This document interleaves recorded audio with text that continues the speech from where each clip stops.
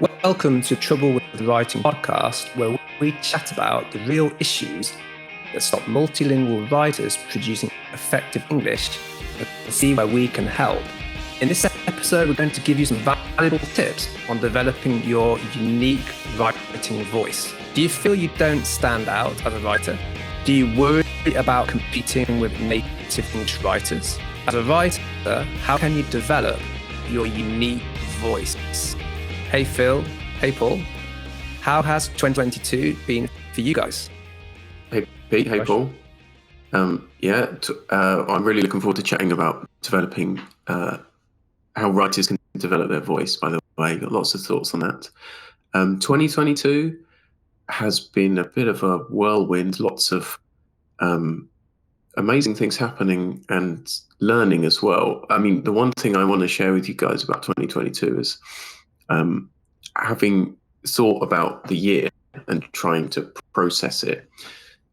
We all think things could be going so much better for us, and we're here and we should be here.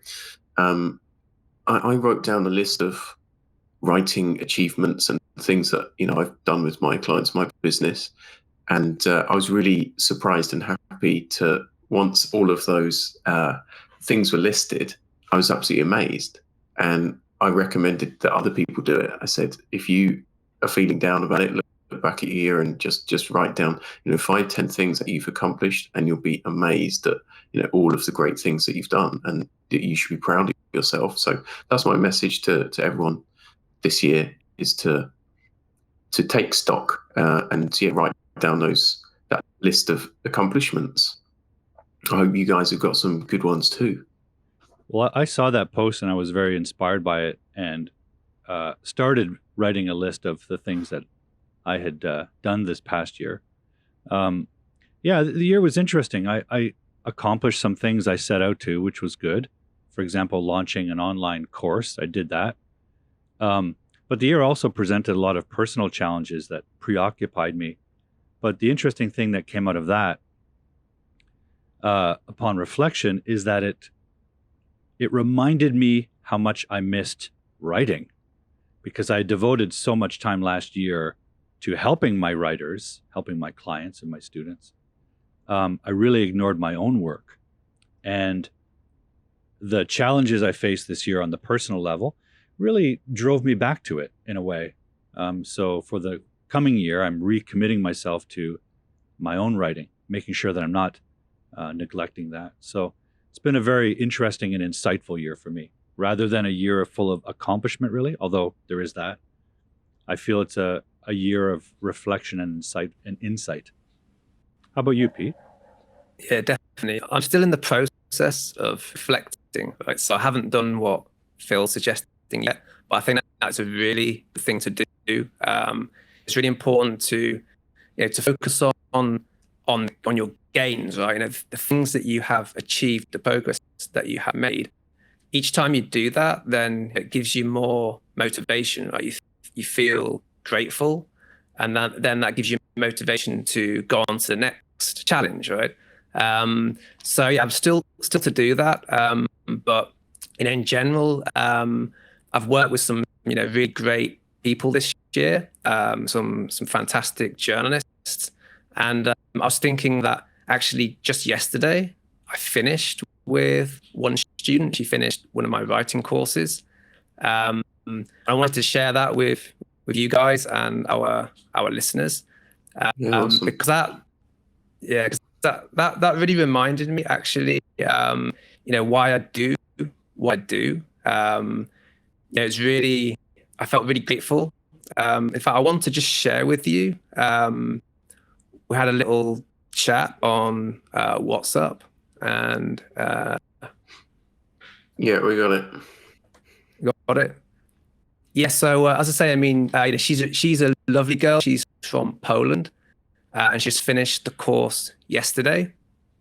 And I was so grateful to her because she was a really great student. I mean, she basically went through the steps in the course, right, in the 3 modules. She did all the work, right, and then it was so rewarding to see the benefits, right, to see how how she progressed from her first piece of writing to the last one, right? So the way that she, was much more engaging in her use of language by the last piece of writing, how she was really developed this more natural style, and how she could really more easily find the right words to show her expertise. So I was really, really grateful to her, because for me, that's what it's all about, right? When when we see the progress of our students, this is why we do what we do, right? That's so rewarding. So yeah, I just wanted to share that with you guys and the listeners. That's awesome. I see that little thing about the "I'll never write in English" attitude, and I think that's so true. It's a mindset. What these students and clients need is just somebody on their side who can, be their champion and say, you've got the motivation, you've got the skills, and just being able to be positive and like you said, if you do the work, then you really reap the rewards. So I think a lot of people who do that, already have the right sort of motivation and work ethic, but sometimes they just lack that attitude. And it's good. It's cool to see that when it happens, isn't it? Yeah, Phil, this comes up again and again with the clients that I work with, the journalists. They really, some of them feel this lack of confidence, this anxiety, right? And like you said, that is the biggest obstacle of all, and it's the most important, because this brings us on to what we're talking about today, right? If you have a lack of confidence, if you're anxious about writing, then your personality, right, will not come through in your writing, right? So I think one of the most important things to work on, right, is that mindset, and to overcome that fear, if you like. And this is what we're going to talk about today, right, guys? How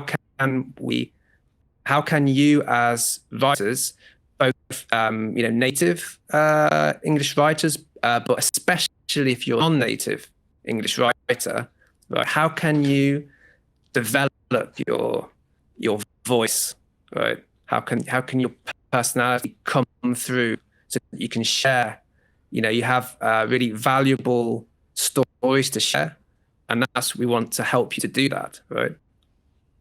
I like that you pointed out the element of confidence, because it's just like writing in that sense shares a lot with speaking, or just relating to people in general. If you feel like you're not worth sharing, if you feel you have nothing to say, or if you're shy or you lack confidence on some level, you don't end up communicating your real personality, because for the basic reason is you're afraid to share it for whatever motivates that. So developing confidence is crucial, I think, to inevitably, or to ultimately getting to expressing your personality in your writing. You have to get past the fear of doing so first. So I really like that that piece of the puzzle. But guys, before we launch into a discussion about voice, perhaps we need to define it. So this is my question for you guys. How do you guys define voice? What is voice, and why is it important for writing? Who wants to start off with that? I mean, I'll try. I think it's a difficult one. We did a whole episode about style, and I think we all have different definitions of that. I think voice is the same. There's no need to have one hard line definition of what it is.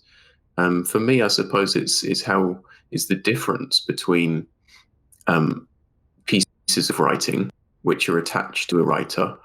It's also maybe the value that we attribute to a piece of writing, based on going back to that difference.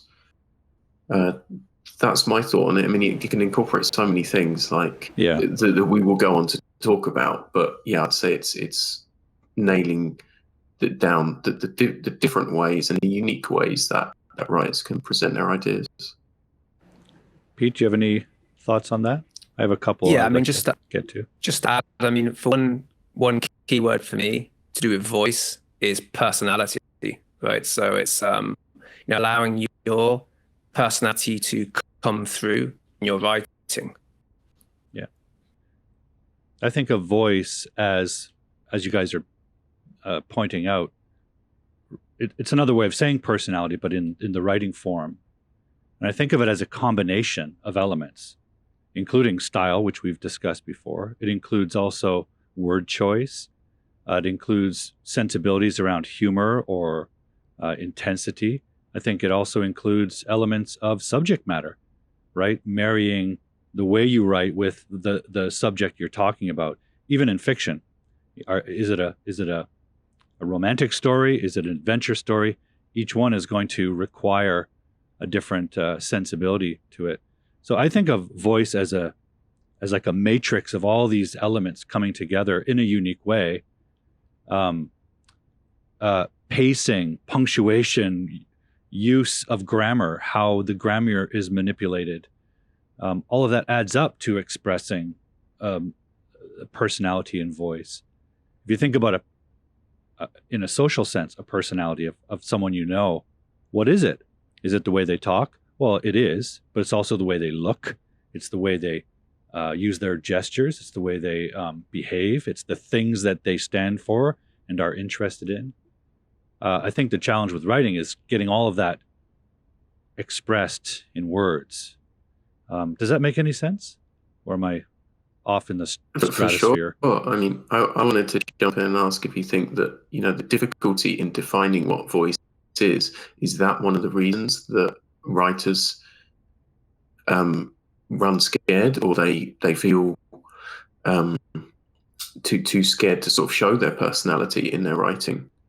Yeah, I think so. I think that confidence piece is crucial. The inhibition we feel about sharing our truth or expressing what we really, really feel.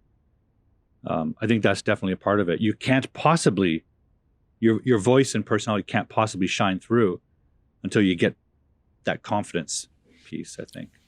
Yeah, I think that sometimes gets in the way of writers developing their voice in English as a foreign language is that they're afraid about grammar, afraid about making mistakes in grammar, right? They're afraid how that looks, for example, to a native speak editors, right? And I think that is what affects their confidence. And you use the word inhibition, I think, right, Paul. That's what inhibits them, right? They're able to allow their writing voice to develop because they're like too worried about all this other stuff, right? I think it's deeply, sorry, Paul, to jump in. I think it's deeply connected to history and culture as well, right? Because a lot of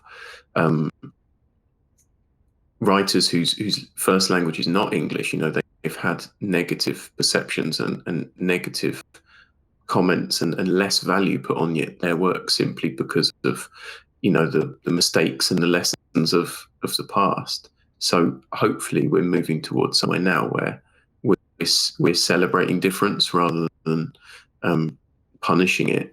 But I agree with you, Pete, that accuracy is important, but is it everything nowadays? If you have an editor of a publication and they can correct a few grammar snafus, well, it might be more important that the voice of that writer is really shining through and you're getting a different perspective.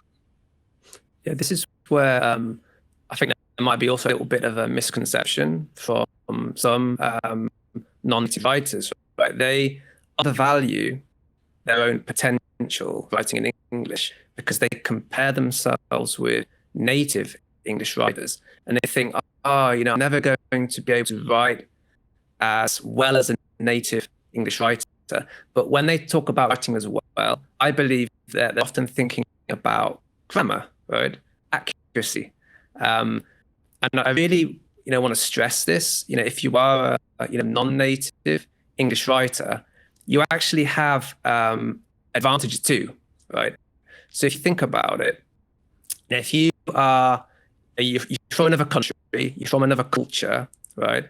And the world needs to hear stories from everywhere, right? All different countries, all different cultures, right? And who's the best person to write about your country and culture? Is it a native English writer who has never been there, or maybe has just flown there just to write one story? It's not, right? It's you, right? You have all this knowledge, this experience. You have first-hand experience, right, of your country and culture, right? So you should really value that. You have stories to tell that, and you are the best person to tell those stories. I totally agree with that, and I think that's where I think some of our writers lose sight of the importance of their perspective, because their perspective, their choice of subject matter or their insights about it, that's part of the voice, because they can tell a story about a certain element of their culture that the three of us could never do. And so that's part of voice, irregardless of the grammar or the diction. Put that aside, just in terms of that element of subject matter and insight, that's part of the voice, right? That's part of expressing your personality. It's a part of it. I still believe that all of these things work together symphonically, but subject matter is a part of it. It's not necessarily in the text, in the language itself. It's in the choice of what you're talking about, that view of the world. That's a valuable piece of voice, right? 100%, yeah. I think it's good to know we're always nodding and on the same page about the trying to empower our listeners and people to believe in themselves. And we truly believe that your voice deserves to be heard. It's not just something that we say. Yeah, that's a starting point for all of this. Yeah. Should we get on to giving our listeners some tips about voice? Now we know what it is.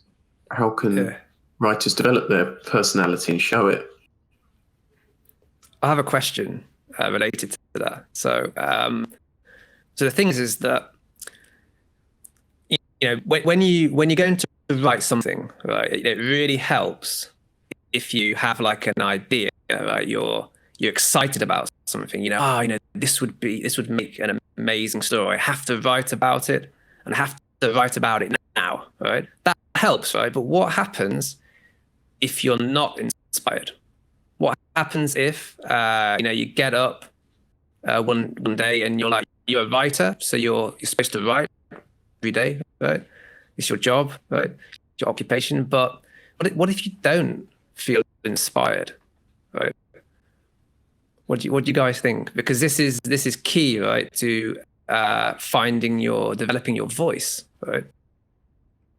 Well, in my opinion, you write anyway.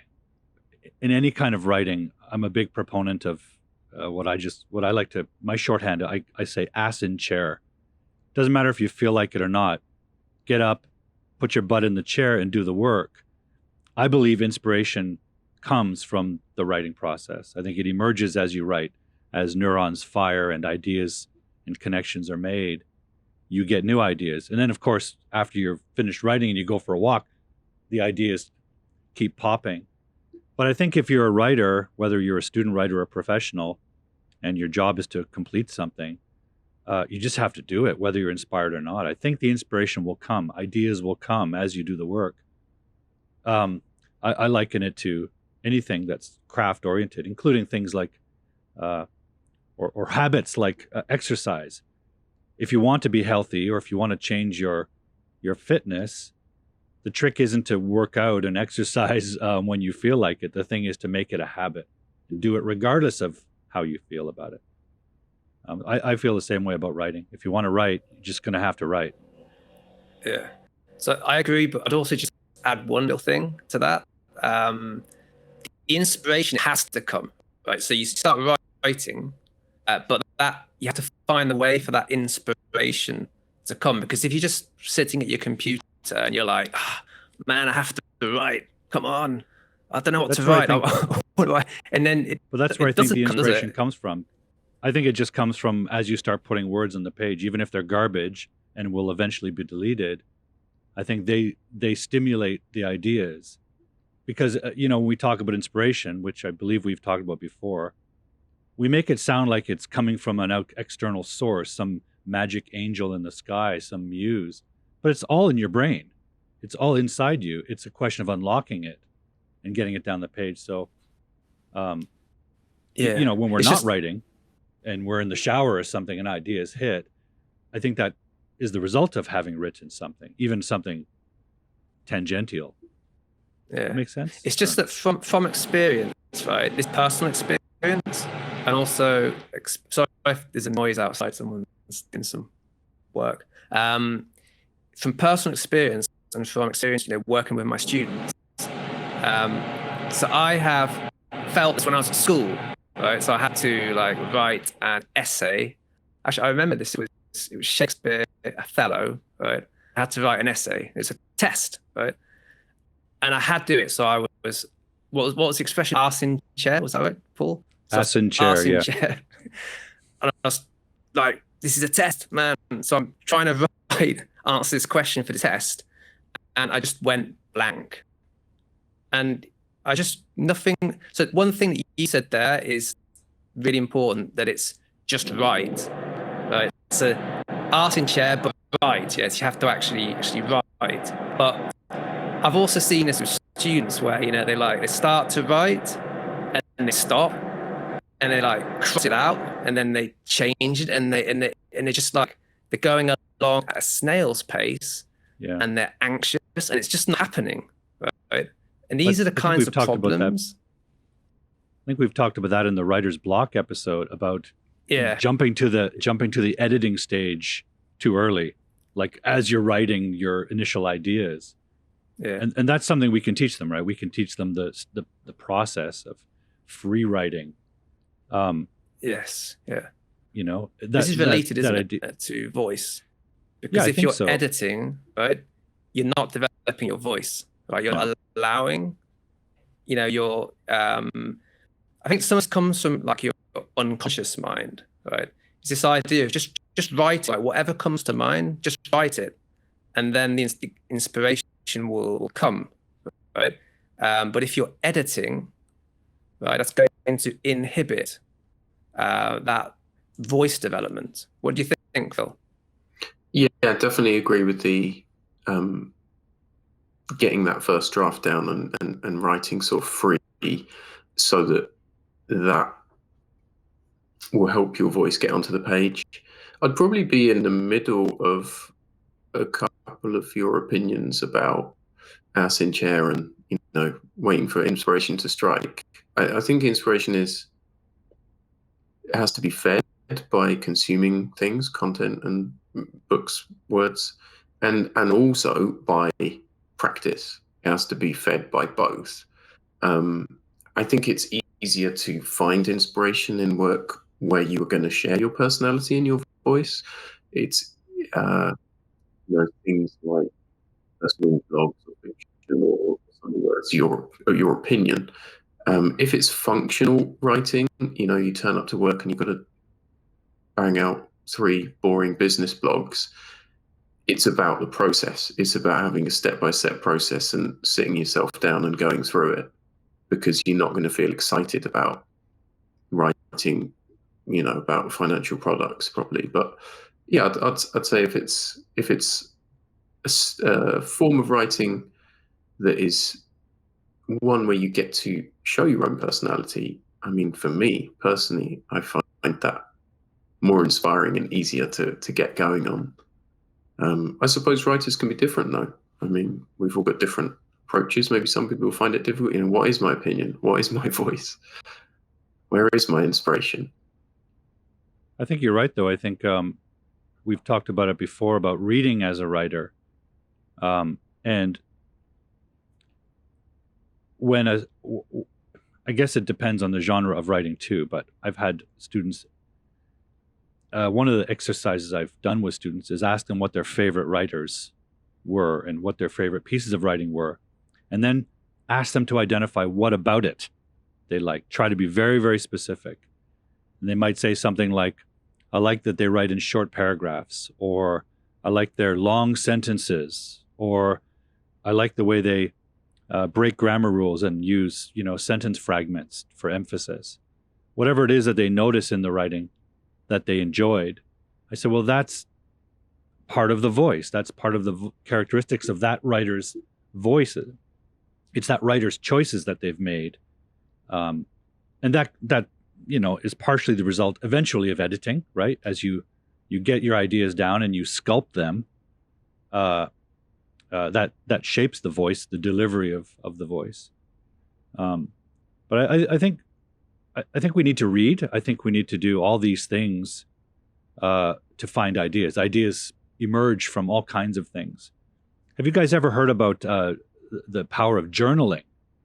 I don't remember where I picked this up, but years ago, someone recommended me to journal every day. So also in that sort of ass and chair thing, some days you don't have ideas about your essay that you're working on or your piece of fiction, but fresh out of bed, write a few pages of journal notes, just gibberish, right? Just pure brainstorm. Go fast, don't think, just put down everything that pops into your mind and empty, just purge. And that through that process gets ideas going. And later in the day, you may take one little piece of that and incorporate it into your writing. So that's another tip for generating inspiration, generating ideas, I think. Yeah. Something like there, we're the two parts to it. There's the you're talking about the rewriting, right? The editing. It's where you're more conscious, right? You're kind of drawing on some techniques explicitly, right? Sculpting, you were saying. And the other part of it is more comes from your unconscious mind, right? So if you think about great writers, and think about people who study literature, right? Literary critics, and they analyze these great works of fiction, right? And they say things like, I think this is happening here. This is what this writer is doing, right? But sometimes when they interview the writer, he or she is like, not really, no. It just came from the unconscious mind. They weren't intentionally doing what the literary critic said that they were doing, right? So I think this is the point here, is that a lot of writing actually comes from the unconscious mind, especially at the beginning, right? So it's like what we're saying. So when you start, like you're saying, Paul, journaling, right? Or just the first draft of something, doing it quickly, spontaneously, getting your ideas on paper, letting it flow, right? A lot of this should come from your unconscious mind. Phil? Yeah, good point about the unconscious mind. I liked what Paul said about journaling and picking up on just one little nugget, one word or one sentence or something from that as a good way to find inspiration and get started. Something you said, Pete, made me think that maybe voice is even hidden between the lines of what you write and, is what you don't say. If you think about someone like Hemingway, he's so sparse in what he writes. He's got a very particular drab, almost pared down voice, and often a lot of the meaning is built in readers' minds through what is not there. So sometimes voice can even be what you choose to leave out, and how you get readers to build part of the meaning of whatever you're writing. It doesn't have to just be fiction either. I suppose maybe not so true in journalism. If you're leaving out key facts and things for readers to imagine, it might not be such good practice. yeah, it depends on the type of journalism, but yeah, I see your point. Yeah, it's like a hard news article then. But yeah, it could also be more kind of literary journalism. Then this could be more relevant. Yeah. Do you guys think there's room for? Actually, let me just ask you something about that example of Hemingway. That's a good example of how the voice in the writing, the personality of the writing, we can, in retrospect, we can see how it suits the personality of the man himself. Hemingway was a very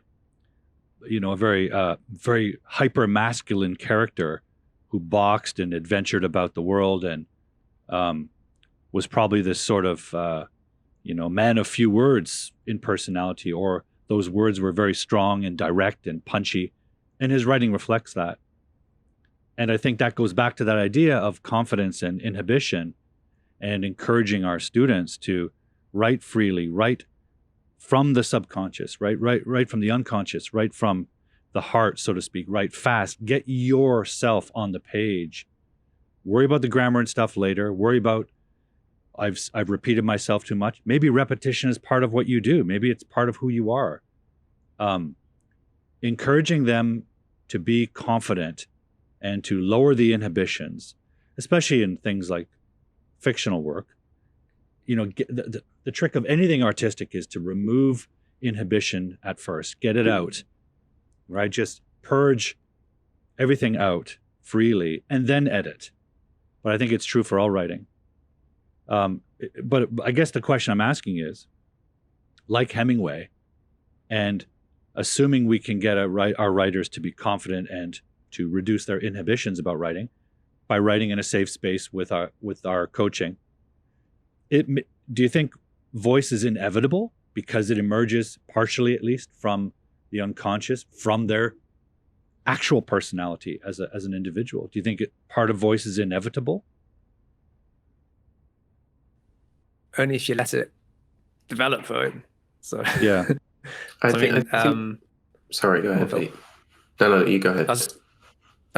So just say that going back to this thing about what I was saying at the beginning about if you feel like pressure, you feel stressed, your arse in chair, great. But if you're like staring at the screen, like, oh my god, like what am I doing? What am I going to write? It's just not. It just won't come. So you have to relax. I think that's the key point here I want to make is relax. There's a really nice quote. Charlie Parker, right, American saxophonist, right? So he said, "Don't play the saxophone, let it play you," right? So if you're like trying too hard, you're trying too hard to do this, to write this story, it just might not come. You have to relax, take a couple of deep breaths, right? And then just write in a relaxing way. Write something else, right? Yeah. If the idea that you got this idea, but it's not really flowing, there's something else. Yeah. Until that inspiration hits you. Yeah. Or sometimes you just have to go for a walk, right? Take a shower, do something different. Instead of, I certainly don't recommend staring at the empty page. No, for me, that's just a waste of time. If you have the empty page in front of you, fill it with words. Doesn't matter what they are. Get the connections going. Well, one thing you said, Bo, about voice being inevitable, I wanted to pick up on that because a lot of our listeners, a lot of writers are writing functional work which has to use the voice of a publication or a company or whoever is the author of the piece. A lot of work is not even going to have a byline on it. When it comes to writing content for a company, then you're not going to have a nice byline with your name and readers who care that it's you who wrote it. So I guess what we're talking about is how you can utilize the voice of the publisher who's responsible for the work, and that's what makes that piece effective. Or can you use your own voice to promote your work as more valuable and enjoy what you're putting out. So I think both voices are equally necessary or useful. I think some writers probably fear being different and want to be the same, and so I think voice is not inevitable. In that if you play it safe, no one will be able to tell who wrote it. I mean, if you look at half of the posts online, whether it's on social media or on a sort of company page, it sounds the same because people are playing it too safe. Makes me wonder what elements are being constrained in order for someone to fit into that sort of institutional voice, whether it's a certain paper or just the standard of voice that's established in a blog or a chat room or something. There's a sort of a norm that appears. I was tuning into a WhatsApp group with dozens of participants, and they're all language learners, but they're practicing their writing in English. And I was watching them, and I can't tell one from the other. And it's very interesting because at first, when they start writing, I can see sort of a pattern of, let's say, grammar use that's individuated. And then as they get going, it kind of normalizes, right? They sort of use the same back and forth with each other. It's really kind of fascinating to me. Maybe that also happens in the newsroom, right? Or the university, where a professor establishes a norm. You know, this is the professor's writing, and everyone sort of tries to fit within that rather than standing out, letting their own personality emerge. So it makes me wonder what aspect or what element that contributes to voice is being manipulated there.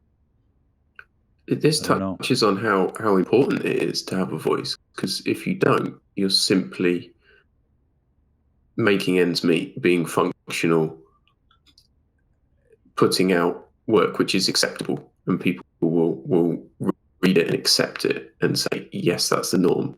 But you'll never be someone whose work is considered highly valuable. And I think that's what we all want, isn't it? To construe more value in what we're putting out, you know, wherever you come from, whatever you're writing. So I'd recommend let's try and get these voices shining, right? Do you guys feel like you can recognize your own voice, for example, in a LinkedIn post? I mean, it would be I'd have to compare them against others. Yeah. It's difficult to say though, isn't it? Because you know what you've written. You'd say, yeah, that's me because the content. Is just an observation. Sorry, Pete. I was going to say, so I'm interested in this kind of, you know, how your own voice fits in within a particular newspaper, right, or newsroom, like you said, right, or going, you know, the example of the LinkedIn posts, right? So that's an easy example, right? So, you know, lots of people are writing on LinkedIn. There's a certain style, right? There's a certain style for posts on social media. There's a certain style that's different for different newspapers, right? So it could be one newspaper, it's a little bit slightly more formal, slightly more academic, maybe for like a reader that has slightly more educated reader, right? And then there's an example, tabloid newspapers, right? So, you know, then the style is totally different, right? So the challenge, I think, is to find your own voice within that newspaper or within LinkedIn, right? I have noticed, I've observed, and I'd like to point to the example of Philip's LinkedIn posts. Both of you post on LinkedIn, but since I've known Philip longer and followed his posts for a longer time, I'd have to say, and also, you know, I see everyone else in my network's posts. I see a lot of posts, but I'm always struck by Philip's. They really are outstanding. And having gotten to know you a little bit, I do see your personality in there. I see the patterns of your sense of humor. There's a literary quality to them. There's like I said, the sense of humor emerges. There's a unique way you structure your sentences, the way you also structure your post itself. It's different. So there's an element of comparison with voice, I think, within a format, within a genre. Like, we compare our literary heroes. We compare our favorite journalists or something. So I wonder if there's, does voice exist in a vacuum? If you read, like Hemingway, for example, he's the only writer of fiction and literature you've ever read, would you sense that voice? But does part of it naturally exist in relation to other voices? But and to our listeners and viewers, I would definitely encourage you to check out Philip's LinkedIn posts. They're exceptional. And I mean that as a compliment, Phil, but also as an example of how it's possible for voice to emerge even in a post. There's voice in there. Well, I'd tip the cap to Pete as well, because you've got your posts tend to be a bit longer and more detailed than a lot of the stuff that you'd get on social media, which I think is also really valuable and is part of your voice as somebody who teaches journalists and helps them out. I mean, for me, developing that voice comes from reading particular content creators or writers that what they write resonates with you, and you get inspiration because you can see they have a particular voice. But it's kind of different because 50 years ago, before the internet and social media, it was much easier to have a distinct style. I think now, like you said, with your WhatsApp group, things are becoming a bit more homogenized. So I would advise people to learn the rules and then break them, because if everyone's writing a post which is saying, let's all give our New Year's resolutions, it just becomes noise if you do another one. But if you go against the grain or put some kind of twist on New Year's resolutions, then people will, pick up on that. So yeah, I suppose this is a bit of a crossover, isn't it, between talking about the topics of what you're writing about and the structure of it, and also your particular voice. But I mean, just before Pete jumps in, because I have a little thing I wanted to say about humor, actually. I mean, for me, what we're talking about voice comes down to 2 points. One of them we've already talked about, which is culture and where a person's from and their unique perspective. And the other one is just simply about being human. We've got so much AI writing going on now that all of the writers out there should be really thinking, how can I add the most value and the most personality to my own stuff, to my own writing, is going to be massive going forward. I think humor is one of them. I've just written a piece on musicality and sound in writing, which again is something that people can use. But I'll give you a quick example of something I've got here, which comes from a book that I recently wrote, a children's book. And it goes as follows. In a competitive game, Uncle Barry is like a dog with a bone, except the dog is actually a badger on steroids, and the bone is a machine gun. So it's supposed to be funny. It's kind of funny, but my point about using humor there is you've got a well-known idiom like a dog with a bone. It's sort of a cliche, and we skip over it. And then you can play with that and say, well, let's change that cliche.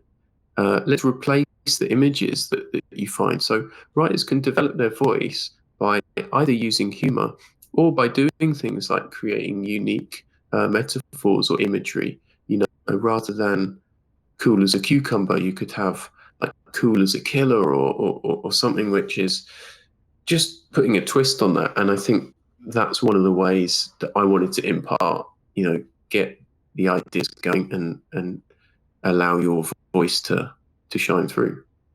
That's a brilliant point, Phil, because I work with a lot of writers who are at a point where they've learned a lot of English idioms and expressions, and they're determined to use them in their writing. But what ends up happening is, because they've learned them in a school or a textbook, they're cliched. Yes, people out there in the English-speaking world will use them, so they should learn them and recognize them as consumers of English language. But when it comes down to writing, I always advise them, cut the cliche, create your own What idioms. What are the top 5 cliches? Maybe we should do them so people can avoid.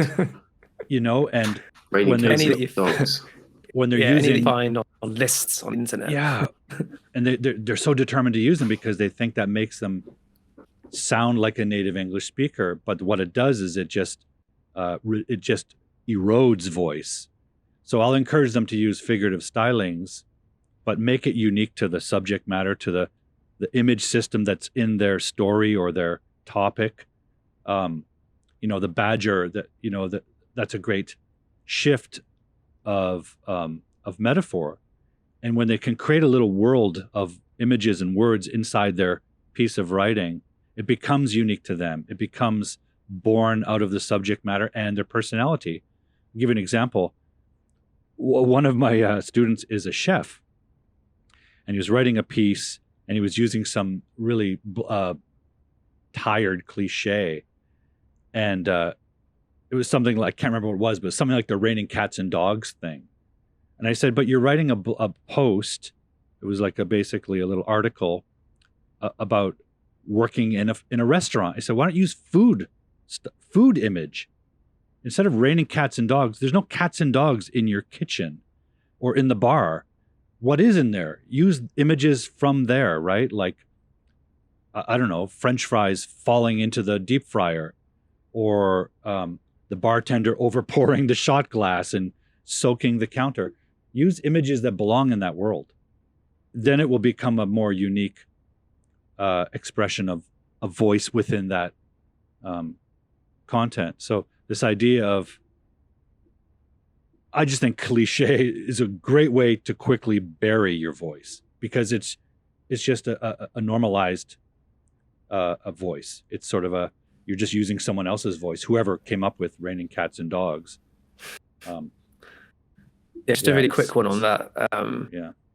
So if you want to use idioms, right, in your writing, because using idioms or other figurative speech, right, is a good way to engage readers, right? So you want to do that, but don't look for idioms on the internet, right? Because you will get a lot of cliches, right? Instead of doing that, and we talked about it before, notice them, right? Notice idioms, metaphors, right? Other figures of speech in other writers, well-established writers, right? Best writers from your favorite newspaper, right? And notice them, highlight them, right? And then you can write your own examples using them. And when you become advanced, right, then you can actually more what you're saying, Phil, right? You can actually start to really play with language, mix the metaphors, right?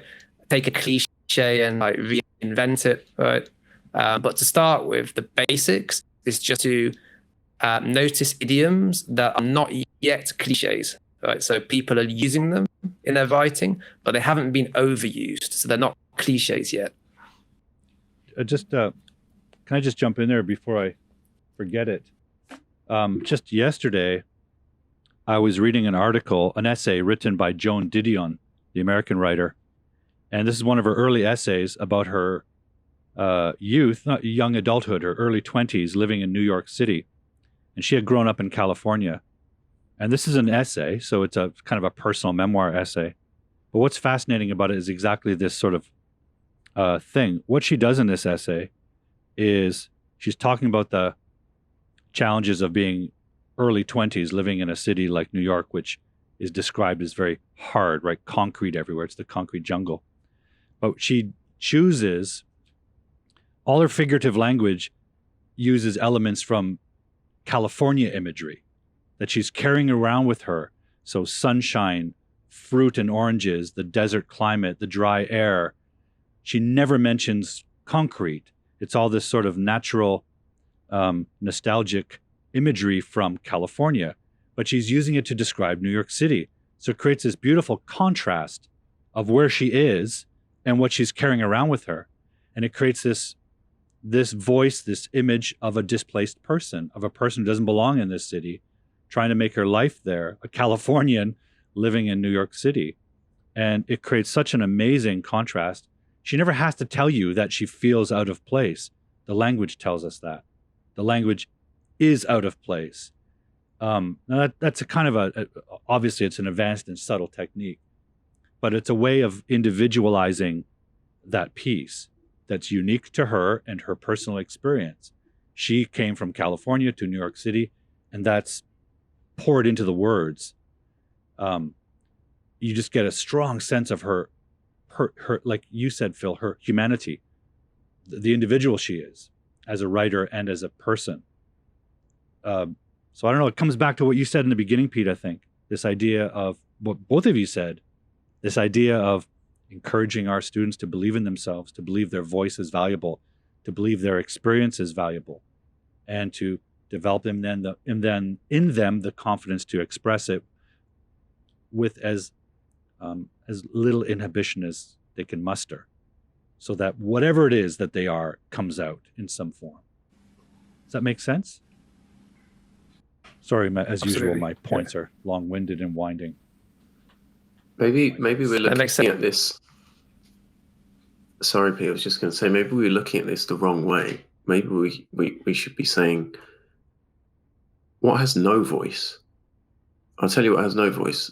AI writing. If you try out ChatGPT or any Jasper or any of these AI writers, what that's missing is humor, is opinion, is personal experience, is the unique choice of phrase, is any kind of story to it, and choices of things like sound techniques or particular patterns of sound. It's all very functional, and it seems like writing that can be consumed and understood. But I think what's missing in that is all of the things that, writers should be like. If you read a chat response and you think, oh, that's missing this, or wouldn't it be better if it had that in it? That's your voice coming in, and that's what you should be adding into your own work. That AI has no backstory. It didn't come from California to New York City. So there's no humanity, there's no human experience. They weren't an abused child. They weren't angry about something. They're just writing the idea. It's the ultimate in dry writing. Even a dry academic paper, there's voice to it. There's the perspective and the opinion of that writer writing about that topic.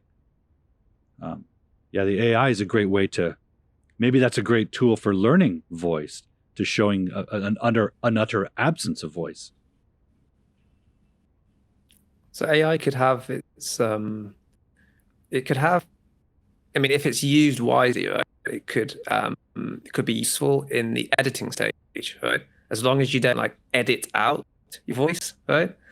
I think Phil mentioned this in a past episode, advising people to turn off, for example, Grammarly or other apps, right, when you're writing your first draft, because that is the worst way to inhibit your natural flow, right? If you start writing and straight away you've got these red lines, right? So I mean, AI is never going to replace that human voice, right? That original human voice. Yeah, I think there are elements of, sorry, Paul, just to jump in. I don't know if I can share this picture actually. Let Let me try and just find it. And do I have to add a? I didn't have this prepared, so maybe in the show notes we can add a graphic about the writing process. But there's a graphic which has 7 stages. We often think about writing as you write it and you edit it, but actually there's so many more stages to that before you pick up your pen or open your laptop. And to Pete's point about AI being useful, it certainly is for several of those stages. For the idea generation stage, for checking your work, but there's a lot of steps in the middle which I'm not sure it will ever be able to help on. So it's certainly here to stay and is going to be greatly useful, but I think there's a lot of parts of the process that it won't be able to help. Sorry, Paul, go ahead. Yeah, I was just gonna kind of forgot what I was gonna say, but that idea that the AI, I've played around with that. What's it called? Chat GPT. Yeah, this idea that because it's non-human, it doesn't have the experiences that make a person's sensibilities, that develops a sensibility, including cultural. There's no cultural backstory to that AI. It's a universally accessible AI. So we talk about our students and our clients. Their cultural perspective is a valuable piece of their voice, right? The things that upset them about their culture, the things that they're proud of, the things that they consider beautiful about their culture or negative, all of that needs to be in the writing. All of that can emerge in the writing in something as simple and mechanical as a grammar structure. The positioning of the subject, the choice of passive and active, all that stylistic stuff we've talked about a lot in the past. Those are choices that express various things. I just don't know if an AI can do that. Certainly not yet, because they don't have a lived experience behind those choices. Whereas our clients do, our students do. Yeah, I don't know. The AI thing is troubling because on the surface it looks really impressive. But what are we impressed with? We're impressed that a machine can do that. We're not necessarily impressed with the possibilities of that or the potential.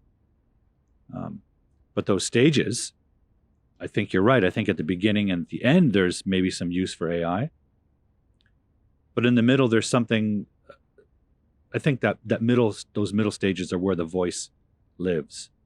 Can you think of one key takeaway that you'd like to emphasize for our listeners?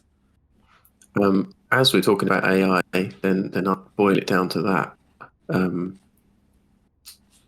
Add elements to your writing that others can't, right? Including computers like AI. So that into that goes humor, your experience, your opinion, your culture, and any cool metaphors or unique phrases that you can own and make up, then add them.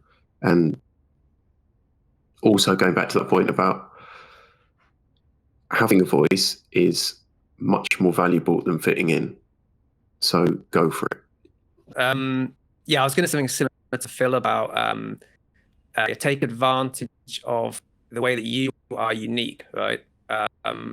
In terms of where you live, right? In terms of your culture, your life experience. Make the most of that and allow that to come out from your unconscious mind, right?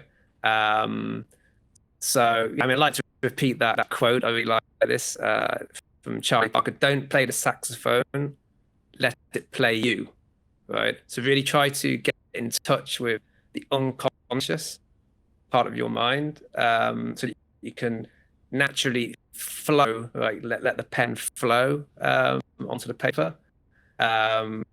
with all that valuable stuff that makes you unique, that gives you your unique voice. I think I would add, I completely agree with both of those, all of those ideas. That idea of the Charlie Parker example is apt, because a musician like Charlie Parker first mastered the pragmatics of the language. They mastered the technique of playing the saxophone, and then played a lot, and then took influence when they were learning the instrument, but at a certain point turn away from the influences, so you're not imitating. You learn by imitating, but at some point you have to turn away from them and write in the sense of writing, like Charlie Parker, play what sounded good to him, what he wanted to listen to. So coming back to this idea of your writing is an expression of who you are in all ways, in all dimensions, and developing the courage to express yourself. There's a lot of buzz online about being vulnerable and being authentic, and that's part of it.